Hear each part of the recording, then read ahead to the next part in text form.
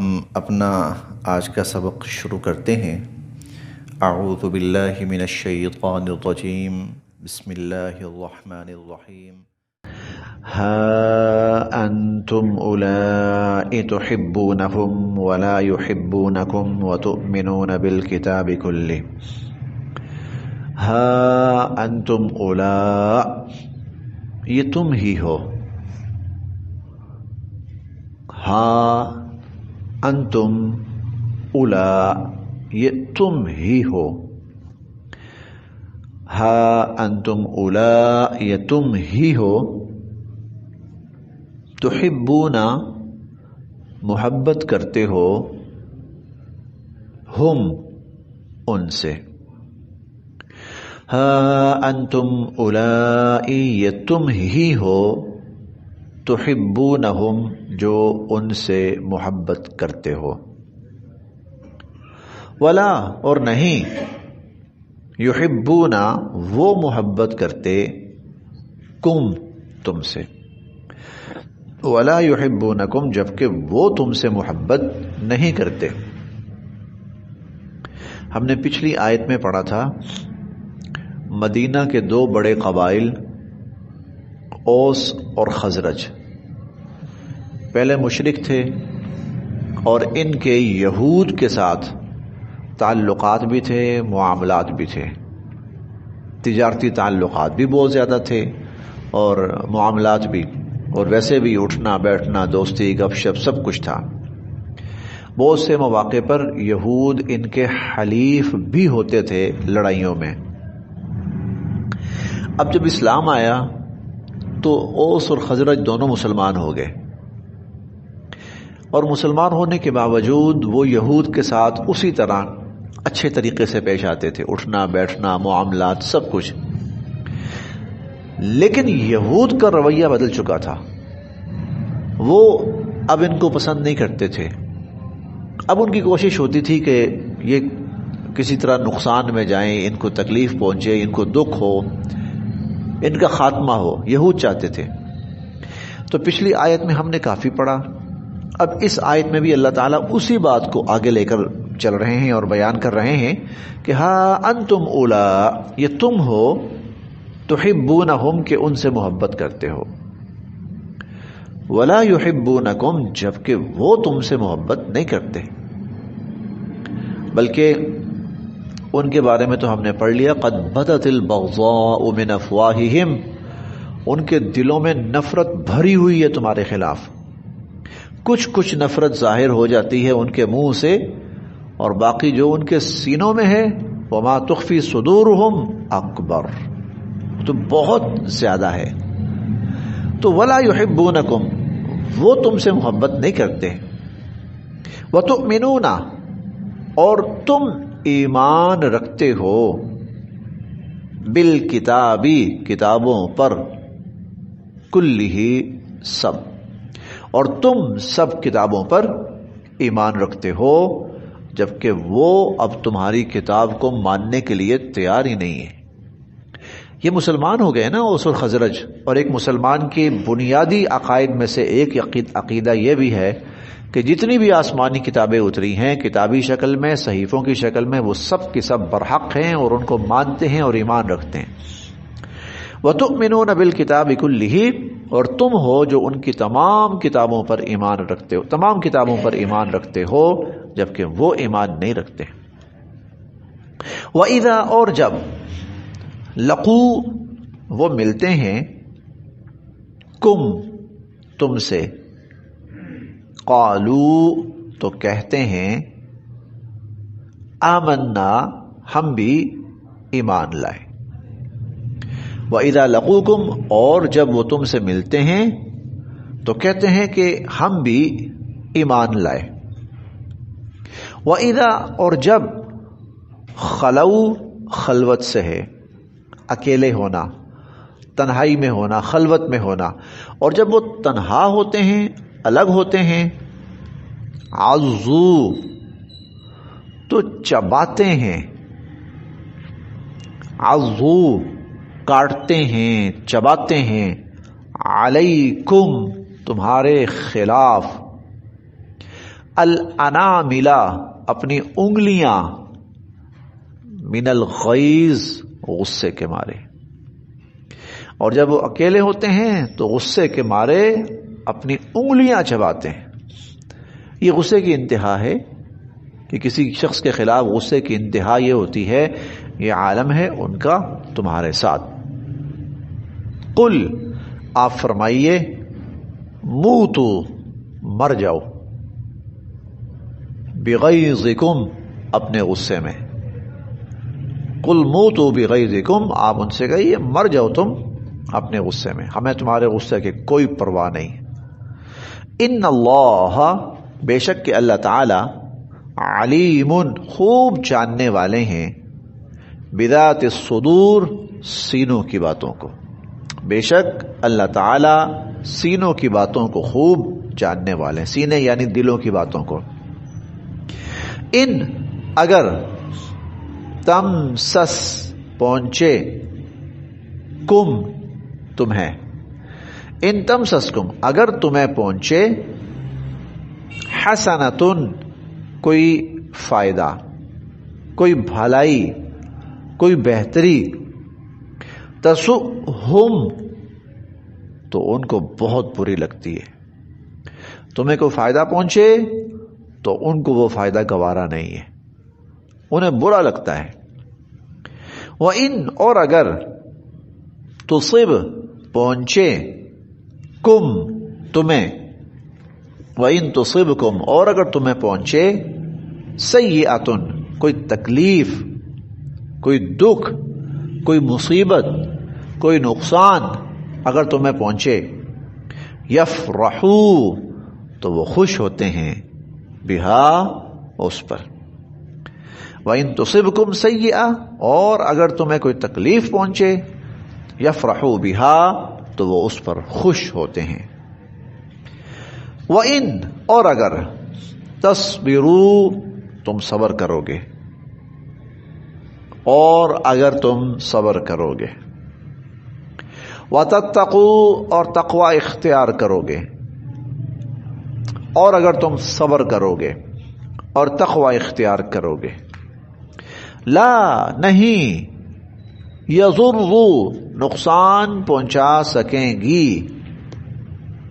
کم تمہیں، لا یضرکم تمہیں نقصان نہیں پہنچا سکیں گی، کیدہم ان کی تدبیریں، ان کی سازشیں، ان کی چالیں، شیئا ذرہ برابر بھی. اگر تم صبر اختیار کرو گے اور تقوی اختیار کرو گے، یہ دو لفظ صبر اور تقوی، اگر تم یہ اختیار کرو گے تو ان کی چالیں، ان کی سازشیں تمہیں کوئی نقصان نہیں پہنچا سکیں گی. اب صبر اور تقوی سے کیا مراد ہے؟ صبر سے مراد ہے اپنے ایمان پر قائم رہنا، ڈٹنا، ثابت قدم رہنا. اور تقوی سے مراد ہے اللہ کی نافرمانی سے بچنا. ایسا نہ ہو کہ تم اپنا ایمان چھوڑ کر ان کو خوش کرنے میں لگ جاؤ، ان کی شرائط پوری کرنے میں لگ جاؤ، ان کی باتیں ماننے میں اور پوری کرنے میں لگ جاؤ، اور ان کو راضی کرنے میں لگ جاؤ، اور اس میں تم اللہ کی نافرمانیاں شروع کر دو اور اللہ کو ناراض کرنا شروع کر دو، جیسا کہ امت مسلمہ کا مجموعی طرز عمل ہے. اس وقت امت مسلمہ کا مجموعی طرز عمل ہے کہ یہود و نصارہ کو، کفار کو کسی طرح خوش کیا جائے، ان کو راضی کیا جائے، وہ ہم سے راضی رہیں، وہ ہم سے خوش رہیں، وہ ہم سے ناراض نہ ہو. اور اس کے لیے اپنا ایمان بھی داؤ پہ لگانے کو تیار ہے امت مسلمہ مجموعی طور پر، اور اللہ کو ناراض کرنے کی بھی کوئی پرواہ نہیں. لیکن اگر تم صبر اختیار کرو اور تقوی اختیار کرو، اپنے ایمان پر ثابت قدم رہو، اپنے ایمان پر ڈٹے رہو، اور اللہ کی نافرمانی سے بچتے رہو، یہ دو اتنی بڑی چیزیں ہیں کہ انٹرنیشنل لیول پر جو سازشیں ہوں گی اللہ تمہیں ان سازشوں سے محفوظ فرمائیں گے، اور وہ سازشیں تمہارا کچھ نہیں بگاڑ سکیں گی. وَإِن تَصْبِرُوا اور اگر تم صبر سے کام لوگے، وَتَتَّقُوا اور تقوی اختیار کرو گے، لَا يَضُرُّكُمْ تمہیں نقصان نہیں پہنچا سکیں گی، کیدہم ان کی سازشیں شیئا کچھ بھی. ان اللہ بے شک اللہ تعالی بما جو کچھ یعملون وہ کر رہے ہیں محیط اس کو گھیرے ہوئے اس کا احاطہ کیے ہوئے. اللہ تعالیٰ ان کے سارے کاموں کا احاطہ کیے ہوئے ہے اور ان کے سارے کاموں کو اللہ تعالیٰ گھیرے ہوئے ہیں. وَإِذْ غَدَوْتَ مِنْ أَهْلِكَ اب یہاں سے نا پچھلا موضوع ختم ہو چکا ہے. اب یہاں سے ایک بالکل نیا موضوع شروع ہو رہا ہے اور وہ نیا موضوع ہے غزوہ احد. یہ غزوہ احد کا واقعہ یہاں سے شروع ہو رہا ہے. اصل میں اس غزوہ احد میں آپ یوں کہیے کہ تھوڑی سی مسلمان ایسا طرز عمل اختیار کر گئے تھے کہ جو ظاہراً حقیقتاً نہیں ظاہراً حضور صلی اللہ علیہ وسلم کی نافرمانی تصور ہو رہا تھا.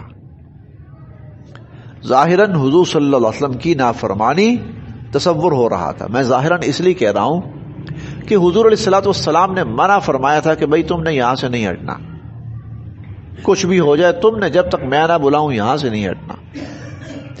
اب جنگ ختم ہو گئی تو ان کے ذہن میں یہ آیا، صحابہ کرام کے ذہن میں، کہ مقصد یہ تھا کہ جب تک لڑائی ہے تب تک نہیں ہٹنا. تو ہم نے پورا کیا حکم. اب جب کہ لڑائی ختم ہو چکی ہے اب یہاں ہمارے رہنے کا جواز کوئی نہیں ہے اور ہمیں یہاں سے اب چل کر کوئی اور کام کرنا چاہیے جو اس وقت ضرورت ہے.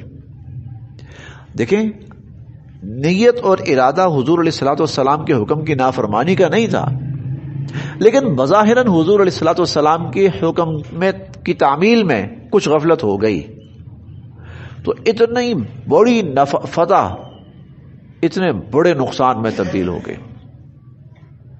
اتنی بڑی فتح اتنے بڑے نقصان میں تبدیل ہو گئی.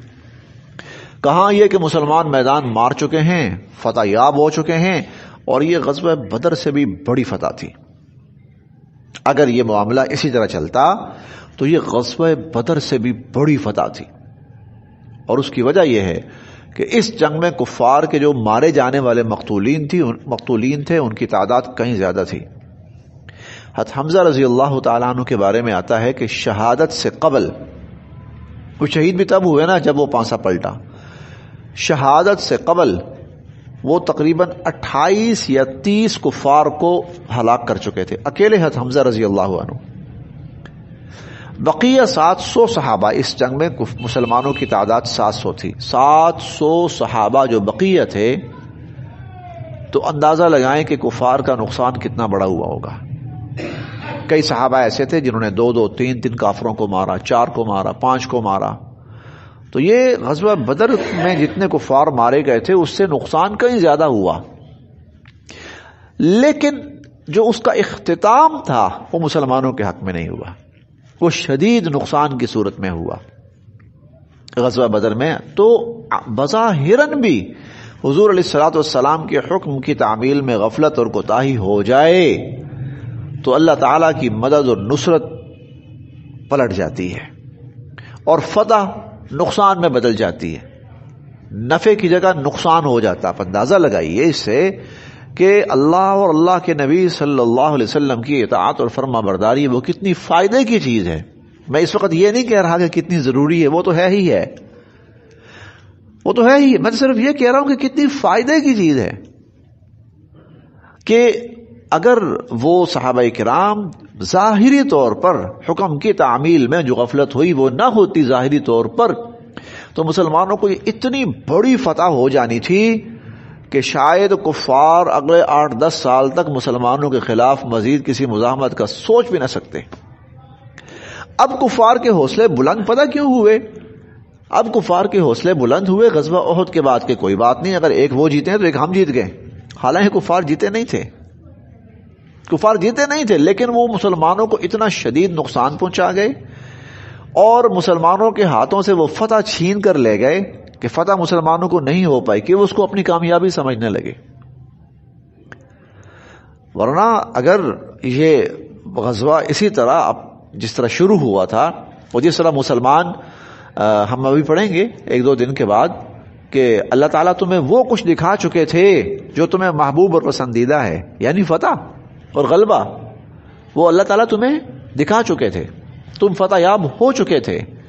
اس کے بعد تم نے حضور صلی اللہ علیہ وسلم کے حکم کی تعمیل میں تھوڑی سی غفلت کا معاملہ کیا، تو اس سے تو نبی کے حکم کی تعمیل کرنا یہ کتنے فائدے کی چیز ہے۔ میں دنیاوی اعتبار سے بات کر رہا ہوں، ایمان کا تقاضا تو یہ ہے کہ وہ تو لازمی ہے، حرف آخر ہے ایمان کا تقاضا، لیکن دنیاوی اعتبار سے اور خدا نخواستہ کہیں تعمیل میں کمی ہو جائے تو وہ کتنے نقصان کی چیز ہے۔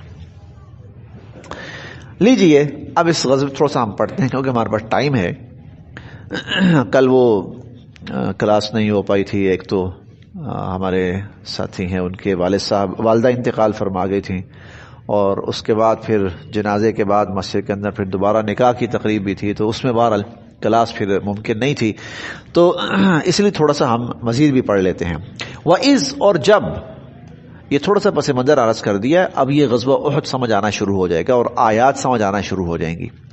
وَإِذْ، اور جب، غدوتا، آپ صبح کو روانہ ہوئے، وَإِذْ غدوتا، اور جب آپ صبح کو روانہ ہوئے،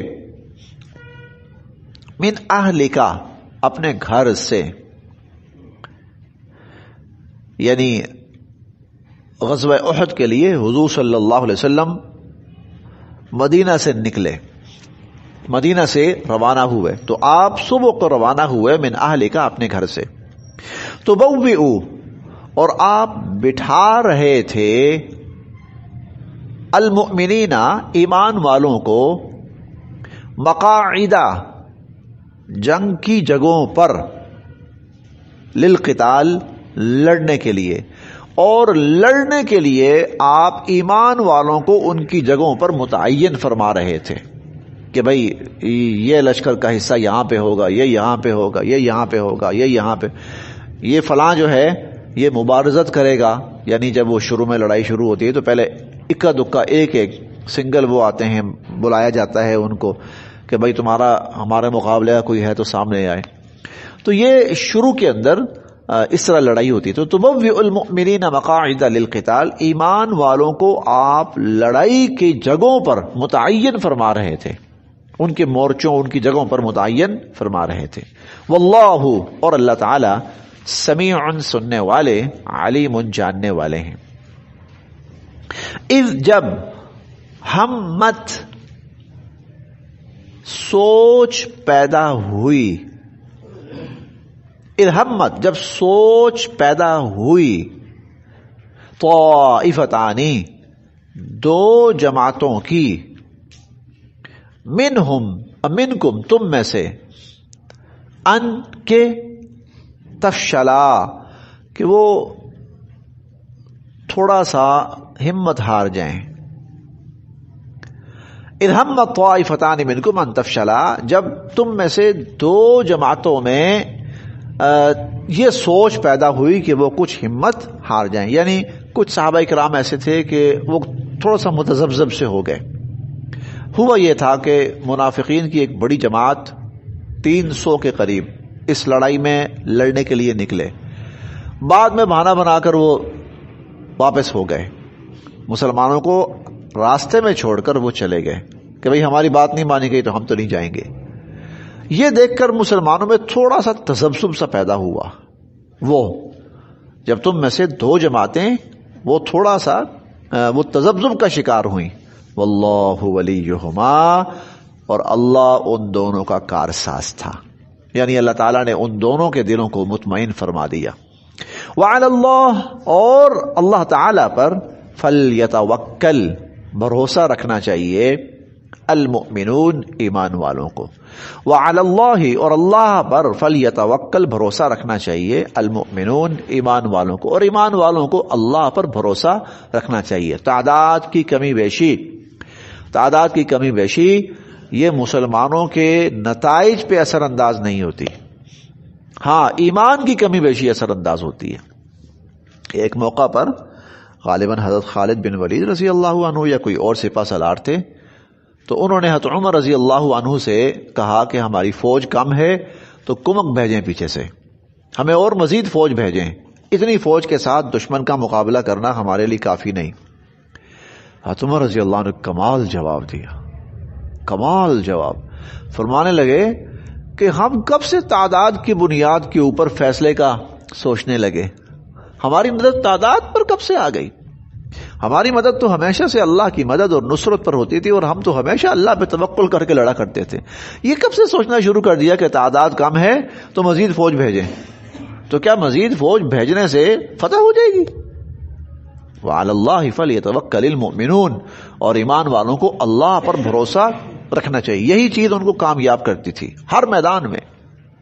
ورنہ یہ عرب کے بدو لوگ تھے، یہ عرب کے بدو لوگ، یہ وہ لوگ تھے، یعنی یہ وہ لوگ تھے کہ جب کچھ عرصہ قبل ہی حبشہ کا بادشاہ ابرہہ اپنے ہاتھیوں کا لشکر لے کر آیا تو سب اپنے گھروں میں دبک گئے، کوئی باہر نکل کے مقابلہ کرنے کے لیے تیار نہیں ہوا۔ یہ وہ لوگ تھے، لیکن ایمان نے تقوی نے، اللہ کی ذات پر یقین نے، توکل نے ان کو اس مقام پر پہنچا دیا کہ وہ بجائے اس کے کہ وہ باہر سے حملہ آور ہو، یہ اٹھے اور پوری دنیا سے ٹکرا گئے، اور پوری دنیا کو انہوں نے شکست فاش سے دوچار کر دیا، بدل کے رکھ دیا سب کچھ۔ صحابہ کرام نے سب کچھ بدل کے رکھ دیا۔ آج آپ دیکھیں بہت سے ممالک آپ کو نظر آئیں گے، ان کی زبان آپ کو عربی لگے گی، عربی زبان، حالانکہ وہ عرب نہیں ہے، وہ عرب نہیں ہے۔ صحابہ کرام جب یہاں سے گئے تو انہوں نے وہاں کی زبانیں بدل دی۔ اب یہ مصر جو ہے یہ تو حبشہ ہے، مصر حبشہ کا حصہ ہے، لیکن اب عرب میں شمار ہوتا ہے۔ یہ ان لوگوں کی وجہ سے نقشے، تہذیبیں، سوچ، تصور سب کچھ بدل کے رکھ دیا۔ صحیح معنوں میں جسے کہتے ہیں نا انقلاب، ایک جامع مکمل۔ ویسے جو انقلاب آئے نا دنیا میں وہ بڑا محدود سا ہوتا تھا، مثلا کہیں معاشی انقلاب آ گیا، کہیں سیاسی انقلاب آ گیا، بس۔ لیکن ایسا انقلاب جس نے ہر چیز بدل کے رکھ دی وہ صرف ایک تھا، رسول اللہ صلی اللہ علیہ وسلم کا، اور پھر اس کے بعد صحابہ کرام رضوان اللہ علیہم اجمعین کا، اور اس کے پیچھے کیا تھی؟ اللہ تعالیٰ کی ذات پر ایمان، یقین، توکل، اللہ کی مدد اور نصرت۔ اصل چیزیں یہ ہیں۔ وعلی اللہ فلیتوکل المؤمنون، اور ایمان والوں کو اللہ پر بھروسہ کرنا چاہیے۔ وَلَقَدْ، اور یقیناً، نصارا، مدد فرما چکے تھے، کم، تمہاری، اللہ، اور اللہ تمہاری مدد فرما چکے تھے، ببدر، بدر کے مقام پر اور بدر کے موقع پر، وَأَنْتُمْ، جبکہ تم، اذلہ، بے سر و سامان تھے، وَأَنْتُمْ اذلہ، جبکہ تم بے سر و سامان تھے، اللہ تب بھی تمہاری مدد فرما چکے تھے، لہذا تمہیں پریشان ہونے کی ضرورت کیا ہے؟ فاتقوا اللہ، اللہ سے ڈرو، اللہ کی نافرمانی سے بچو، لعلکم، تاکہ تم، تشکرون، شکر گزار بن جاؤ۔ اللہ کی نافرمانی سے بچو تاکہ تم شکر گزار بن جاؤ۔ بس یہاں